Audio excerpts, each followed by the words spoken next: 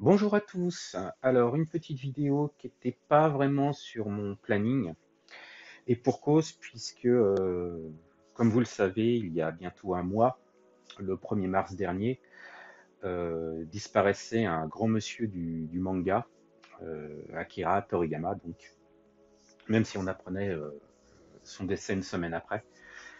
Euh, je vais pas faire une énième biographie ou review de sa carrière, hein.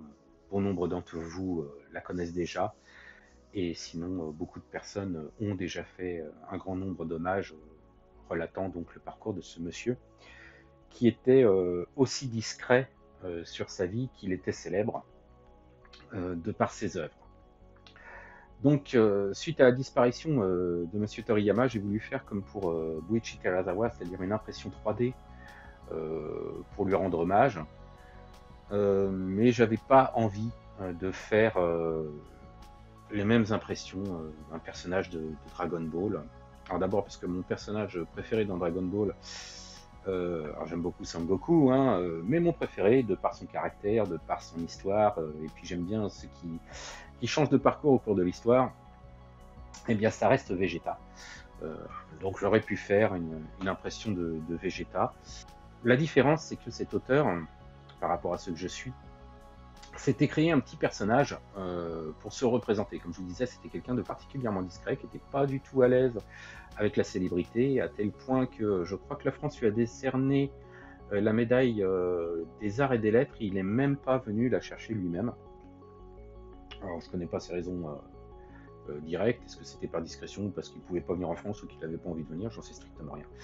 Euh, mais voilà, c'est quelqu'un qui faisait très peu d'apparitions publiques.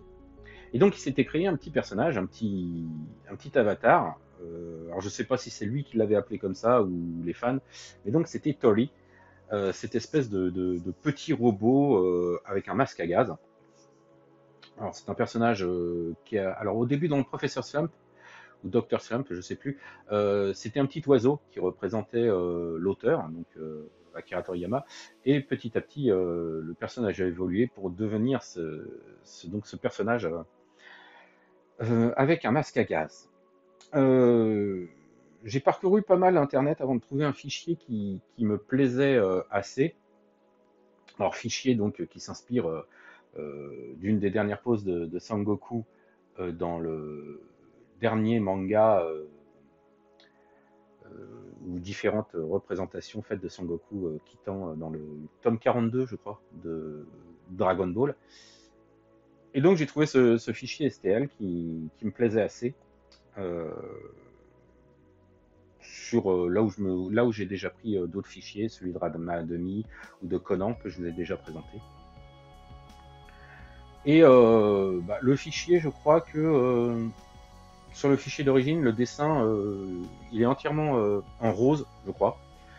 Moi, j'ai retrouvé des documentations où Akira Toriyama se représentait en Tori, généralement en vert.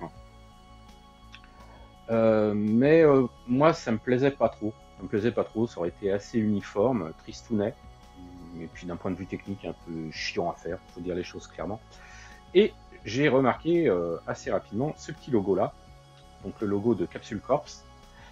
Et donc quand j'ai vu ce logo sur la poitrine de ce fichier STL, moi j'ai tout de suite tilté. La première image que j'ai eue à l'esprit, c'est Trunks version du futur, tel qu'il apparaît les premières fois dans Dragon Ball Z. Et je me suis dit, bah tiens, bah, je vais prendre ce schéma de couleur-là, même si lui, son logo est sur l'épaule, mais moi, voilà, ça me parle. Donc, je suis parti sur ce type de schéma, donc avec une veste bleu violacée, un pantalon gris bleuté violacé, très légèrement, et des chaussures jaune orangé avec donc la pointe du pied de la même couleur que le pantalon. Pour la tête, j'ai pris un schéma très simple, hein, tel que se représentait Akira Toriyama. Donc de l'aluminium mat pour toutes les parties métalliques et le noir mat pour la casquette et du noir brillant pour les yeux. Euh, Sur la représentation, le socle était en orange. Bon, alors au départ, je voulais pas faire le socle, hein, je voulais juste poser le nuage. Je reviendrai sur le nuage après. euh, sur la vitrine, enfin sur mon étagère. Et en fait, tout le poids étant porté dans cette direction, par là, bah, il basculait tout le temps, donc j'ai pas eu d'autre choix de reprendre le socle, et je vous l'avoue, je l'ai peint en même pas 1 heure. Un coup d'aérographe pour la partie importante, là, dominante, hein, une espèce de, pareil, je suis parti sur du violet, gris, de l'aluminium pour la plaque, et le reste au pinceau. D'ailleurs, je déteste appliquer le jaune au pinceau, c'est une horreur. Déjà, j'aime pas le pinceau, mais alors là, vraiment, je déteste ça. Pour le nuage, alors pareil sur l'illustration d'origine, enfin du modèle d'origine, le nuage était blanc, classique. Moi, j'ai décidé de partir sur une représentation du nuage magique. Donc jaune, légèrement orangé, avec un pré-ombrage orangé que j'ai accentué avec de la pastel, ou le pastel, Kokodoi Kim, rouge orangé dans tous les creux. Un peu exagéré, mais ça c'était voulu, c'était pour garder un peu comment dire, un côté cartoon, un côté dessin, donc vraiment, vraiment visible et vraiment exagéré, comme vous pouvez voir. Hop là, la figurine étant décentrée quand je tourne, c'est pas terrible. Une boule de cristal, alors là par contre j'ai pas pu reproduire l'effet transparent, donc j'ai mis une couche de blanc brillant, puis un orange un petit peu éclairci, donc pour faire la boule de cristal. Les ailes, c'est un blanc mat avec un pré-ombrage bleu ciel, bleu clair. Donc j'ai essayé de faire le plus subtil possible. Je sais même pas si ça passe vraiment bien à la caméra.